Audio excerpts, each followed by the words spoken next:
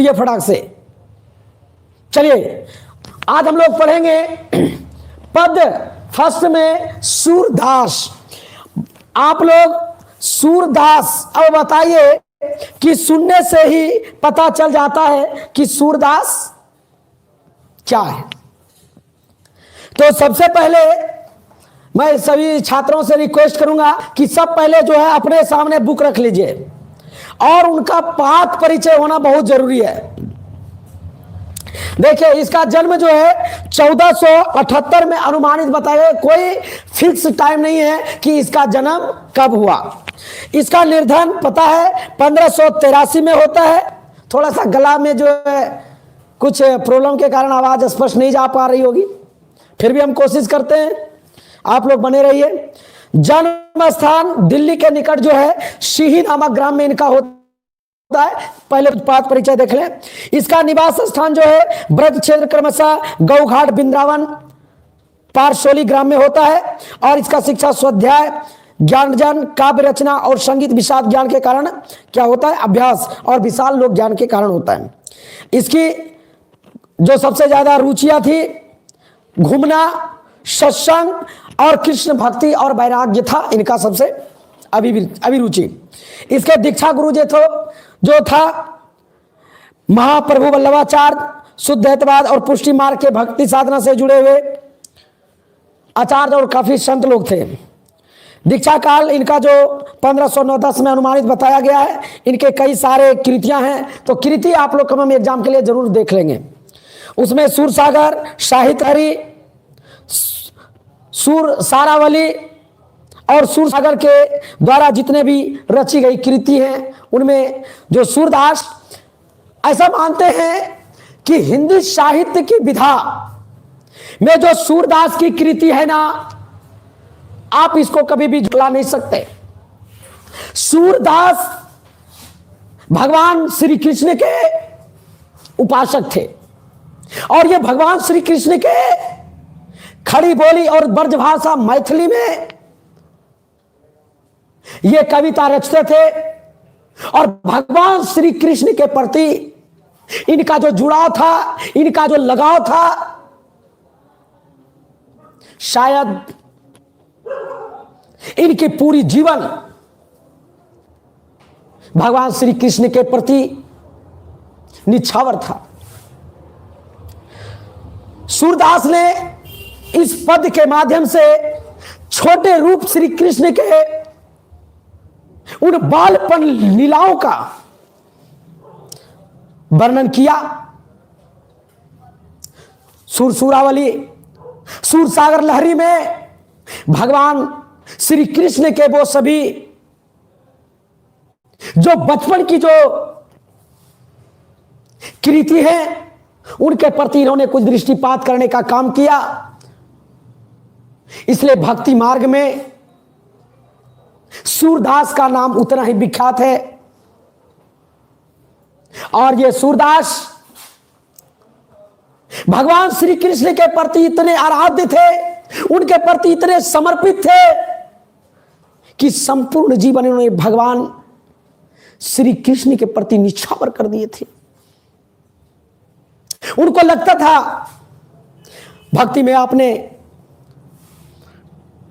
सुभद्रा कुमारी चौहान, वो भी भगवान श्री कृष्ण के भक्ति में लीन थे। आप लोगों ने क्लास में पढ़ी होगी, ये कदम का पेड़ अगर मां होता यमुना तीरे, मैं भी उस पर बैठ कन्हैया बनता धीरे धीरे। सूरदास और सुभद्रा कुमारी चौहान के अलावे भी कई भक्ति मार्ग को अनुसरण करने वाले, भक्ति परंपरा को आगे बढ़ाने वाले कुछ कवि हुए, जिन्होंने भगवान श्री कृष्ण के प्रति आराध्य मान। मैं आज उन वात्सल्य भक्ति के बारे में आप लोगों को इस कविता के माध्यम से रूबरू कराना चाहता हूं कि देखिए कि सूरदास ने भगवान श्री कृष्ण के प्रति अपनी कैसी उपासना दिखाई है, अपनी कैसी त्याग दिखाई है, और भगवान श्री कृष्ण के प्रति उन्होंने क्या क्या कहा है।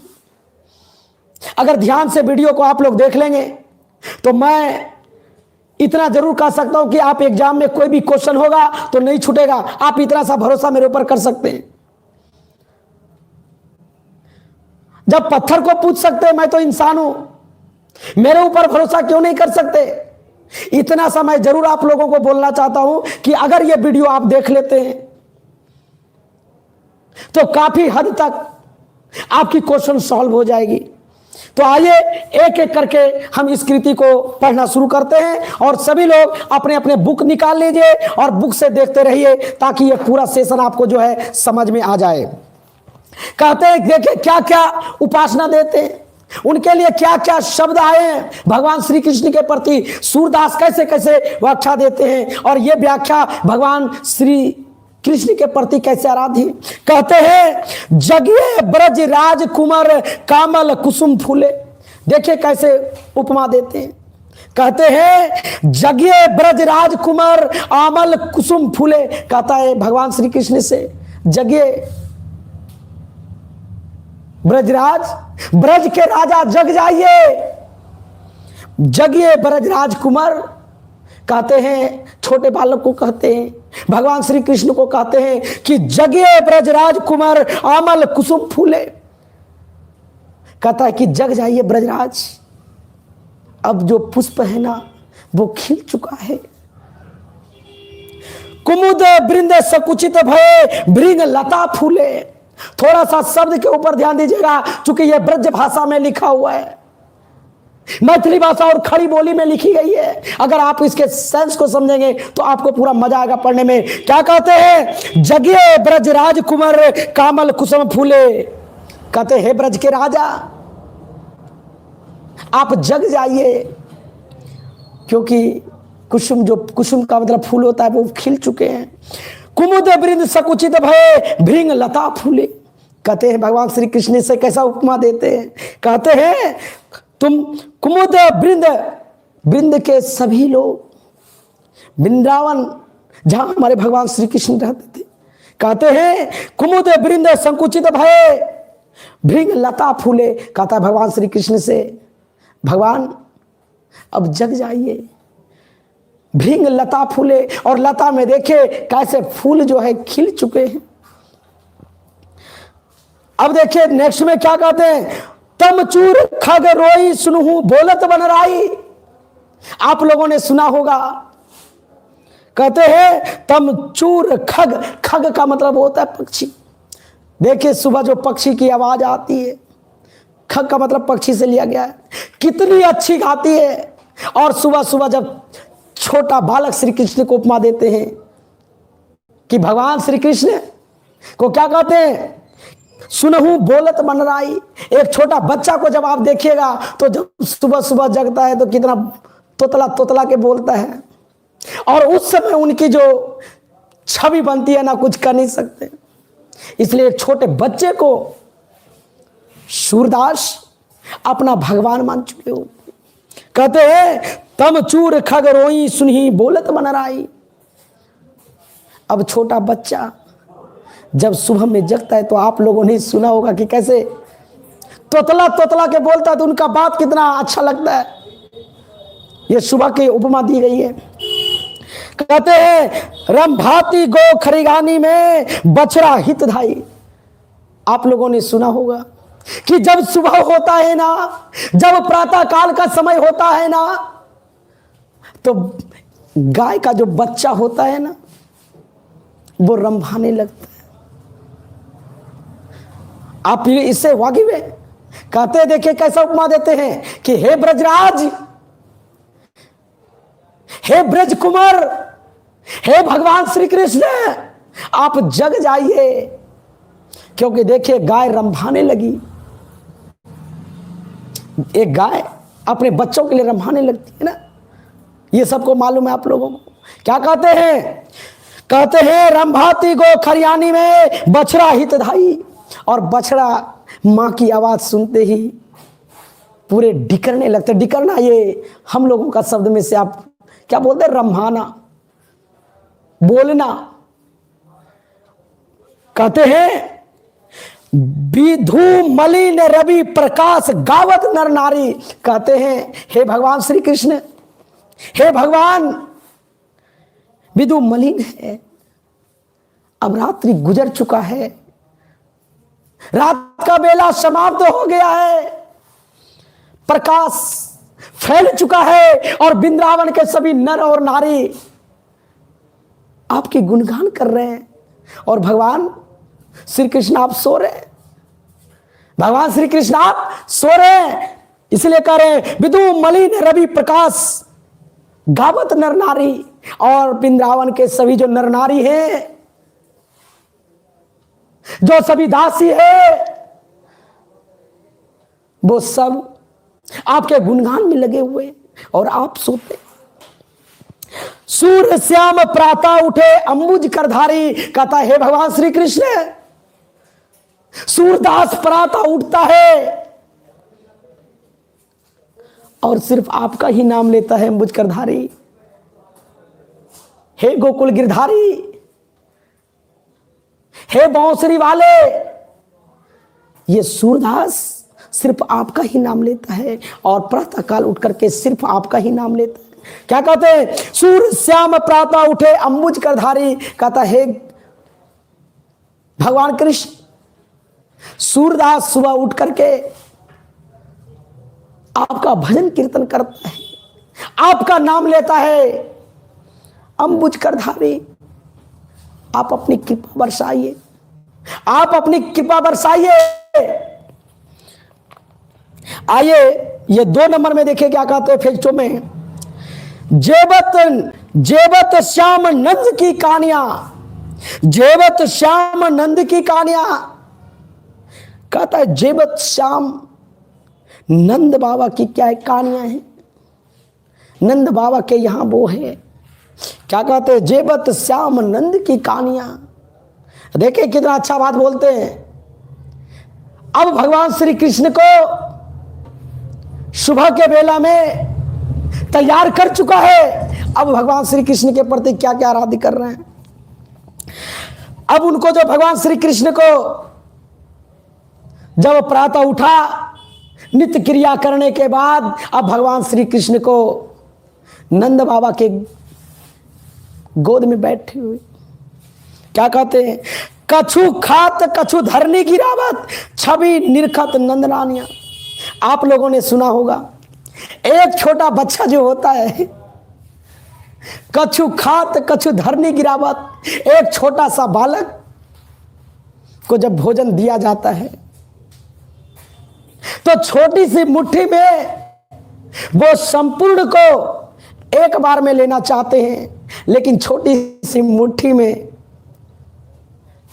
वो सारी वस्तु नहीं आ पाती। कुछ बच्चे की आदत होती है ना, तो भगवान श्री कृष्ण की ये लीला है।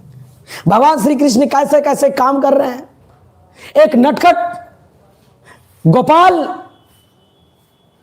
बांसुरी वाले हमारे कन्हैया जी क्या क्या कर रहे हैं।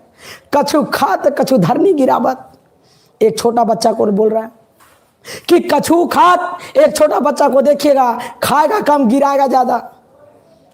क्या बोलिए, कमेंट करके बताइए, होता है कि नहीं होता है। और आप लोग भी किए होंगे, एकदम किए होंगे। जब मां परोस के देती होगी तो सोच रहे हैं एक ही बार में लेकर के कहीं कहानी पूरा नोट कर दे। तो भगवान श्री कृष्ण भी इसी तरह कर रहे हैं।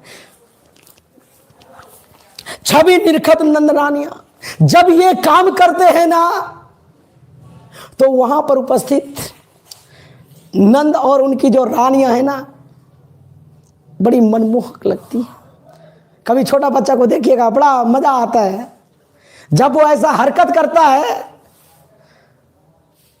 जब तोतली तोतली बोली बोलता है तो मन को मोह लेता है।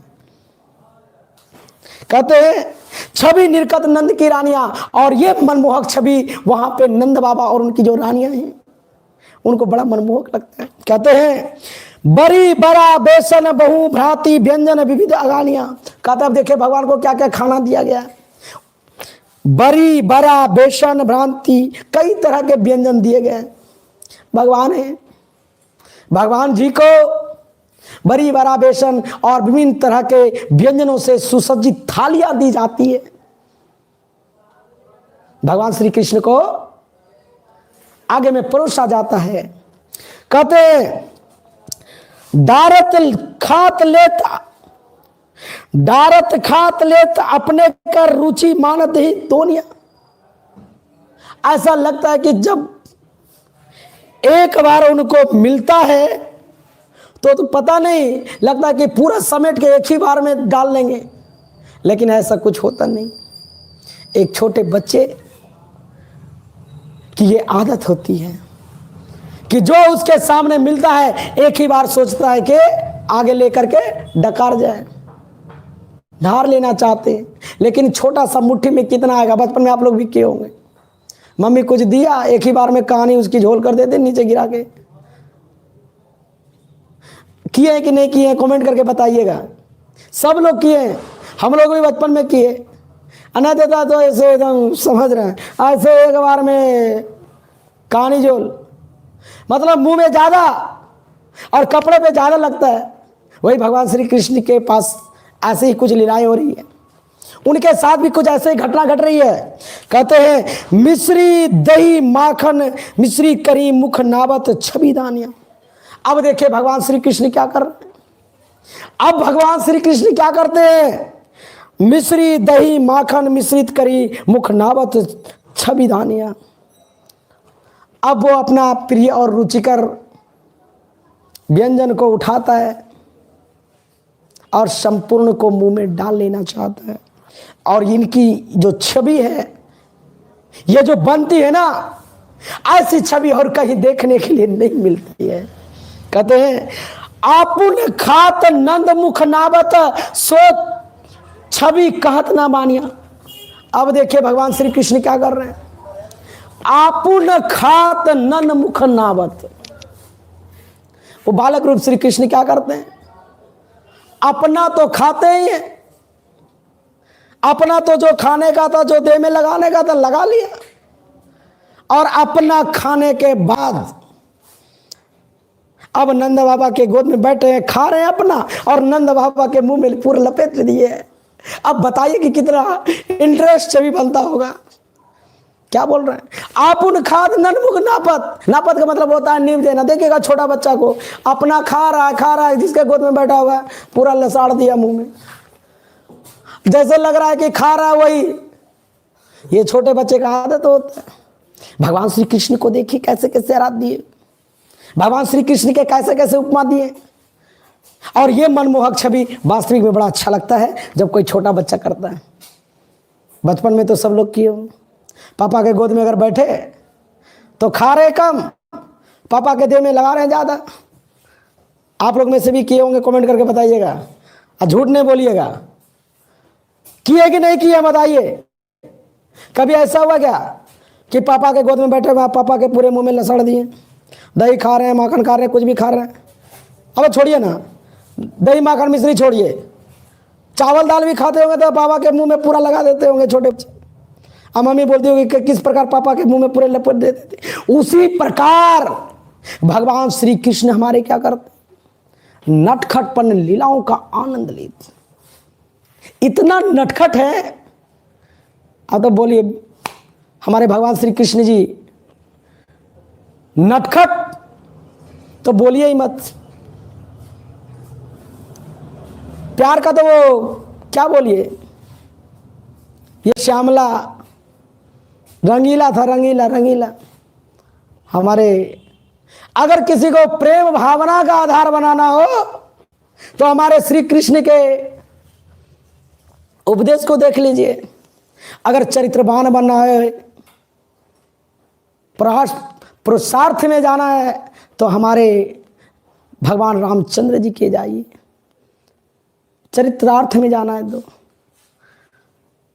और आज भगवान वाला कृष्ण वाला अगर आप लोग अपनाएंगे तो फिर समझ लें आप लोग का क्या होगा। इसलिए भगवान वो भगवान थी,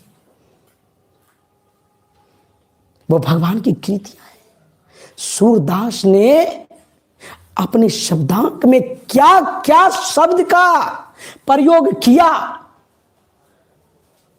भगवान के भक्ति के प्रति क्या क्या किया, यह चीज समझना पड़ेगा। नेक्स्ट कहते हैं इसमें, जो रस नंद जसोदा बिलसत सो कही तीहू भुवानिया। कहते हैं कि ये बालक श्री कृष्ण जब ऐसी लीलाएं करती है ना, तो नंद और यशोदा को बड़ा अच्छा लगता है। हाँ, ऑटोमेटिक सा बात है, हर कोई माता और पिता को बेटा खुद भी कर ले, उनको तो अच्छा लगता ही। हर माँ बाप अपने उन सारी बेटे की गलतियों को भूल जाते, जो हमारे भगवान श्री कृष्ण कर रहे हैं। हमारे भगवान श्री कृष्ण भी उल्टा पुल्टा काम कम नहीं किए, और सबको पता है। ठीक है, वो बंसी वाले, मुरलीधर वाले, अब समझ रहे हैं, रास रसायो रे रास रसायो, अब समझ रहे हैं। बाल लीलाओं के साथ साथ उन्होंने क्या किया है आप लोगों से छुपा हुआ नहीं है, लेकिन उतना दूर तक हमको नहीं जाना है, भगवान के ऊपर उंगली नहीं उठाना है, क्योंकि उसके तथ्य को हमको समझना है कि सूरदास क्या कहते हैं पद में। आइए, भोजन करी नंद अचमन लिहे मांगत सूरज उठनिया।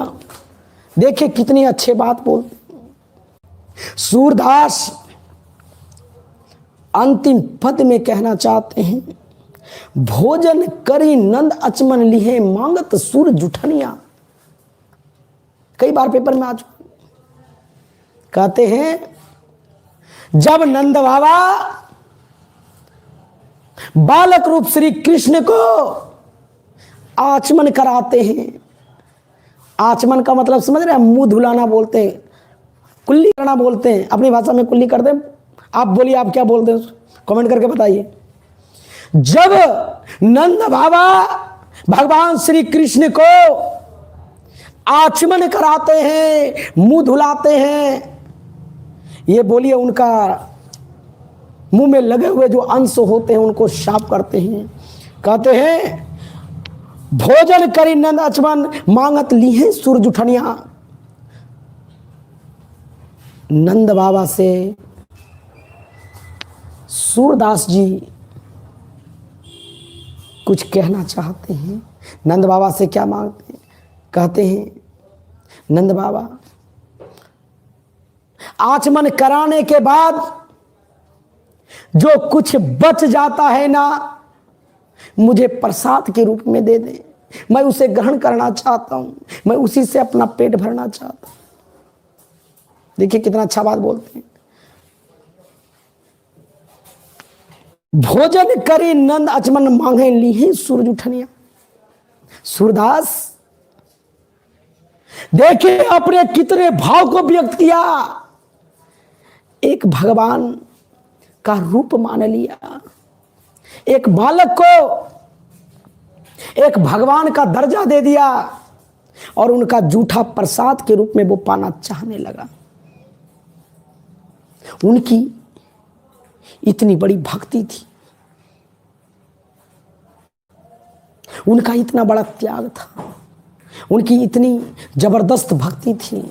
इसलिए कहते हैं भगवान श्री कृष्ण के प्रति सूरदास ने जो अपनी सुर लहरी में जो लिखा, सच्चे हृदय से लिखा। और भगवान श्री कृष्ण के प्रति इन्होंने एक आराध्य माना और उस छोटे रूप श्री कृष्ण को अपने कुल देवता के रूप में माना और उसी से उन्होंने अपना नाम लेकर के, भगवान राम का नाम लेकर के, वो अपने इस पूरे समस्त जीवन को कुर्बान कर देना चाहता है। भगवान श्री कृष्ण के प्रति अपने सर्वस्व जीवन को निछावर कर देना चाहता है, उनकी भक्ति में रम जाना चाहता है। क्योंकि सूरदास भगवान श्री कृष्ण को अपना कुल देवता मान चुके। तो छात्रों, इसमें कोई किसी को परेशानी नहीं हुई होगी। तो अब देखिए, फटाफट आप लोग सुनते चलिएगा, इसमें कोई ज्यादा कुछ नहीं था। अंतिम पोर्शन अगर कभी पेपर में आया तो आप अगर अच्छे से सुने होंगे, आप पहले ये कमेंट करके फटाफट हमको बताइए कि आपको जो है यहाँ पे कोई दिक्कत है समझने में। आप कमेंट कीजिए फटाफट, जल्दी से कमेंट कीजिए, जल्दी जल्दी कमेंट कीजिए। अगर किसी को कहीं समझने में दिक्कत है तो हमको बोलिए फटाक से।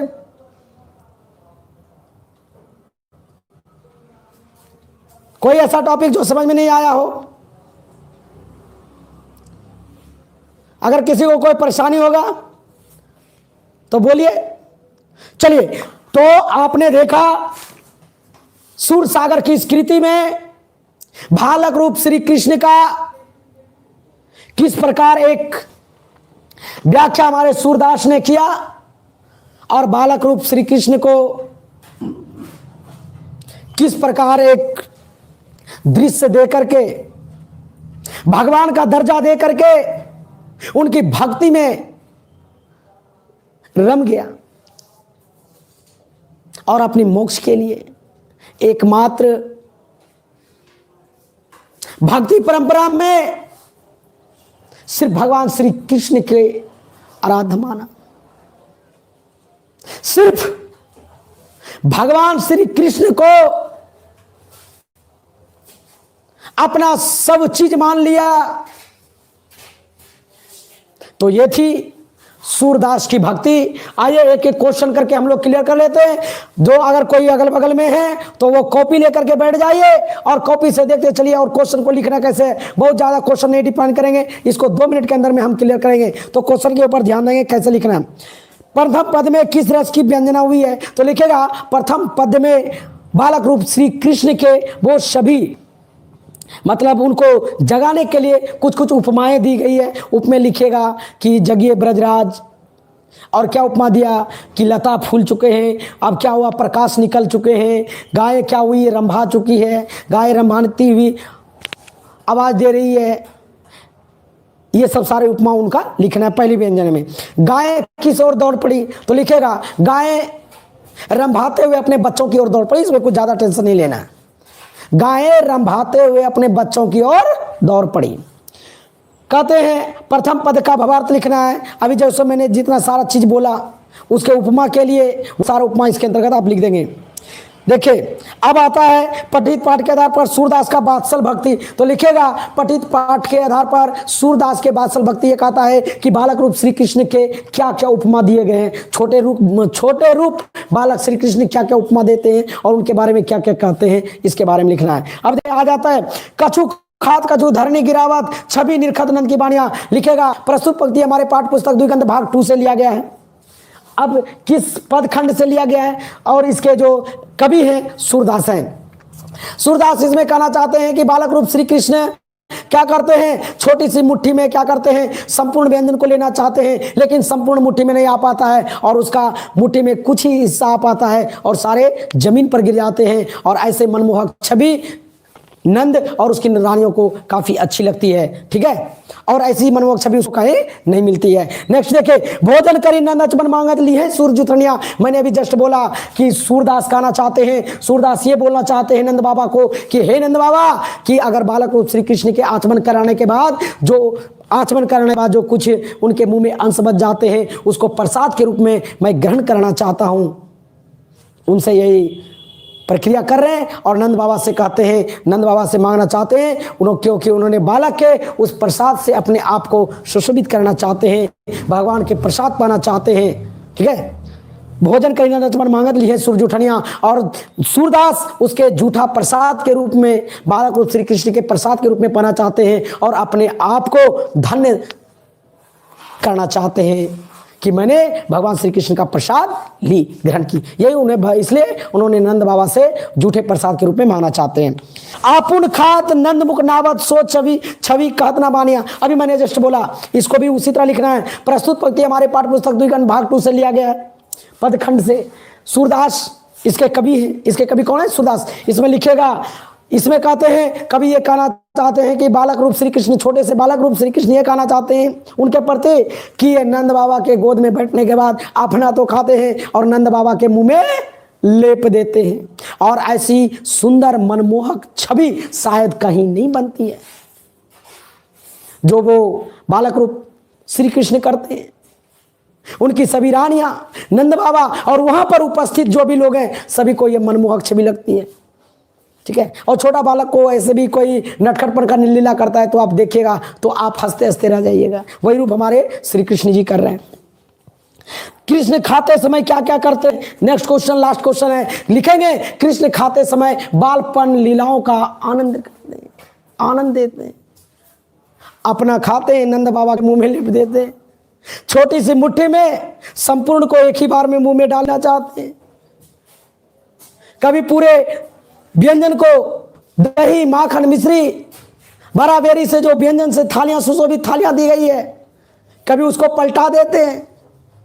जो रुचिकर प्रिय भोजन होता है उसको उठाते हैं, संपूर्ण को मुंह में डाल लेना चाहते हैं, उससे भी नहीं होता है तो नंद बाबा के गोद में बैठे हुए सारे नंद बाबा के मुंह में लगा देते, जो कि नटखटपन का पता चलता है और बाल पूर्ण लीलाओं का पता चलता है। इसलिए कृष्ण खाते समय अनेक नटखटपन का लीला करते हैं।